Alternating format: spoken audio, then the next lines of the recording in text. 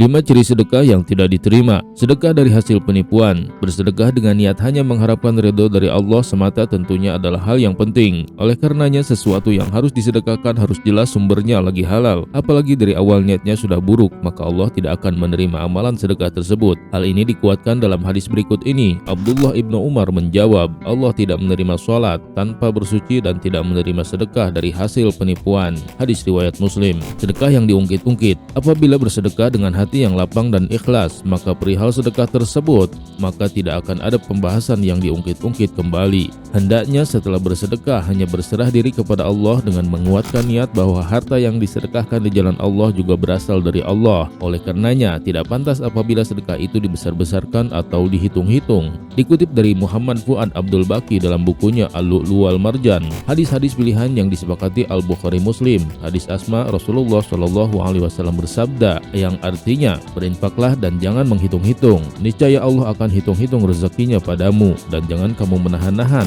Niscaya Allah akan menahan-nahan rezekinya padamu. Hadis riwayat Bukhari. Sedekah karena ria. Apabila pada dasarnya tidak ikhlas melakukan sedekah, maka sifat manusia yang satu ini adalah penyebab tidak diterimanya amalan sedekah. Jika seseorang haus pujian, ia akan bersedekah dengan alasan agar orang lain kagum atau hormat padanya. Sikap seperti ini sangatlah dibenci Allah Subhanahu wa taala. Dalam surat Al-Baqarah ayat 264, Allah Subhanahu wa taala berfirman, yang artinya, hai orang-orang yang beriman, janganlah kamu menghilangkan pahala sedekahmu dengan menyebut-nyebutnya dan menyakiti perasaan si penerima. Seperti orang yang menafkahkan hartanya karena ria kepada manusia dan dia tidak beriman kepada Allah dan hari kemudian. Sedekah dari sesuatu yang buruk. Bersedekah adalah salah satu cara mengungkapkan rasa syukur atas rezeki dan kesempatan yang diberikan oleh Allah, karena tidak semua orang dapat bersedekah. Ada golongan orang yang untuk makan dirinya sendiri masih kekurangan. Oleh karenanya, sebisa mungkin kita memberikan bagian dari harta kita yang paling baik untuk diberikan pada orang yang membutuhkan. Ini juga merupakan cara Allah untuk membuat iklim kondisi sosial yang adil di dunia. Yang berada harus menyedekahkan hartanya dan yang kurang mampu dapat menerima rezeki dari Allah yang datangnya melalui orang yang memberi sedekah. Hal ini telah tercantum dalam surat Al-Baqarah ayat 267